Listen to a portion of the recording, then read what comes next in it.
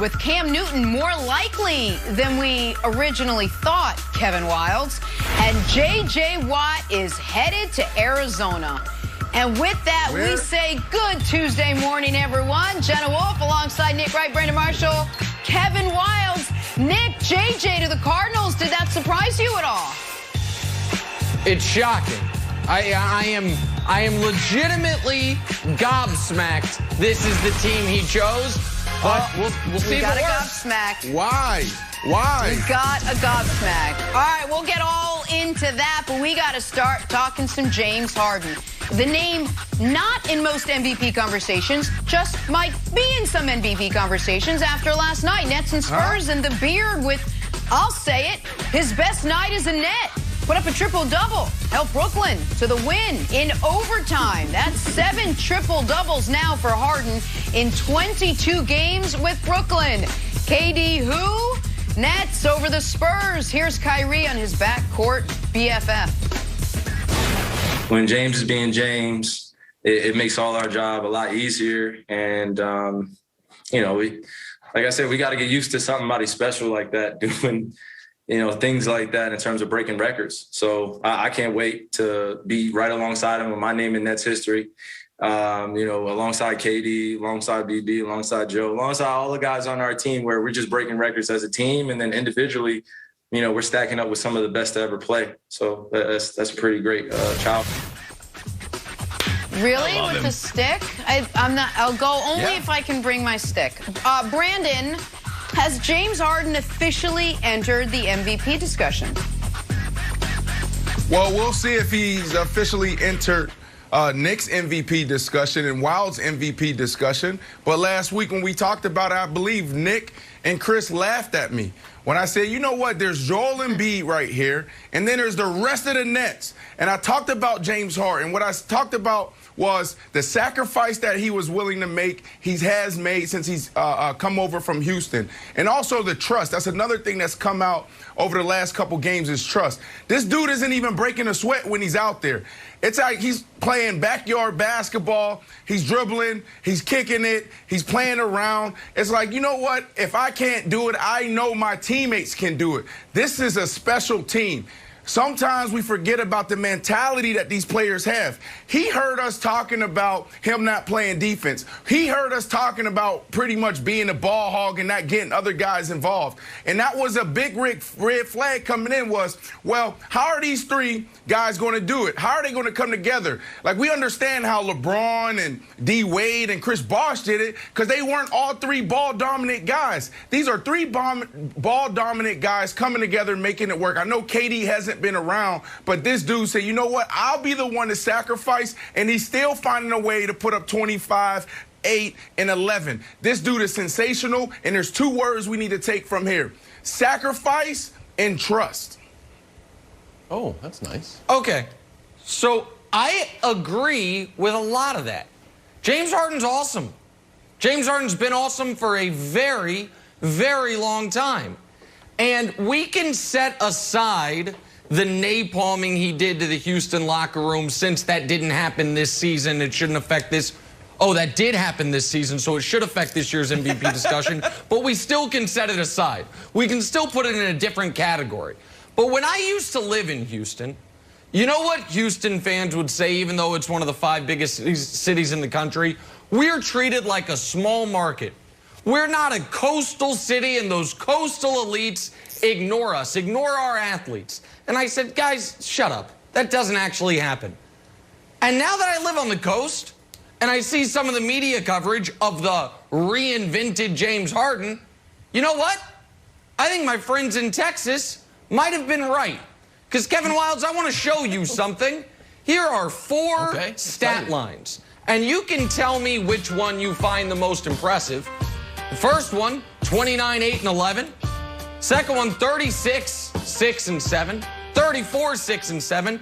And then 25, 7, and 11. Now, before we reveal them, we could argue about what the most impressive is. But I think everyone would agree the least impressive is the last one. He's averaged more assists, more rebounds, and it's the fewest points. Can we show those 4 years, please? Who are this? Oh, wait. Boom. Those are 4 James Harden years. And what do they all have in common? None of those years he won MVP. I took out his 2018 year when he actually did win the MVP. So if James Harden is an MVP candidate averaging 25 and 11, one must wonder why he didn't win it when he averaged 29 and 11. Why he didn't win it when he averaged 36 or 34. So is it a new and improved James Harden, or is it a new set of eyeballs looking at James Harden?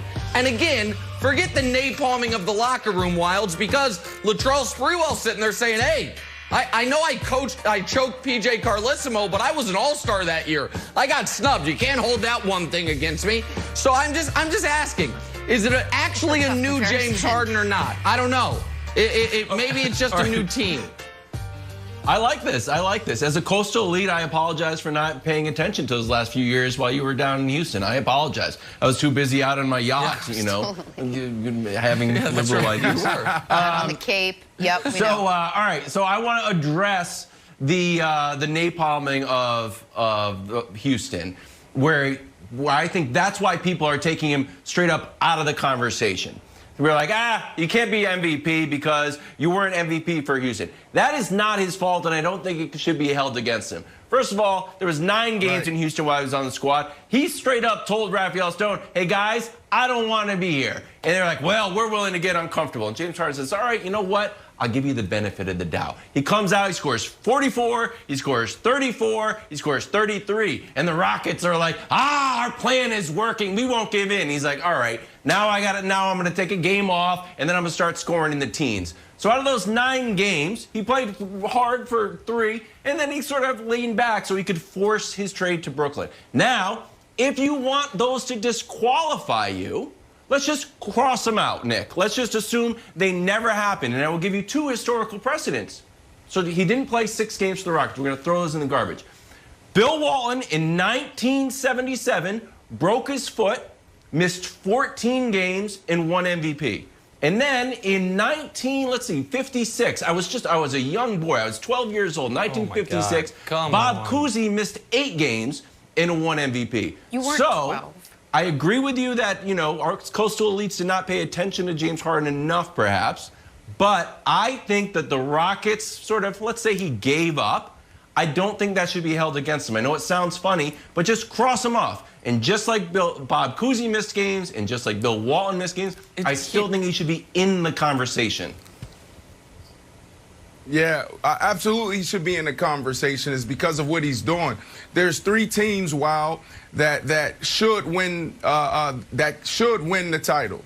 And there's a couple teams that can. And those 3 teams that should, we're talking about the LA Clippers and the Lakers and the Nets. Everybody else is just like, oh, yeah, he has Giannis. They can win it.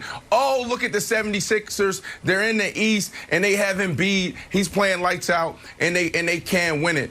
If you take out James Harden from this situation in Brooklyn, I don't know if we have a championship team there. I think we have a team that's competitive, but I don't even know if they make it out of the East, Nick, given how the 76ers and Embiid is playing. So for me right now, I have Embiid at the top for the MVP race, and then I have James Harden, and then I have a few other guys. You got LeBron James, and I still will throw Kyrie in there as well. He's having a sensational year. Nice.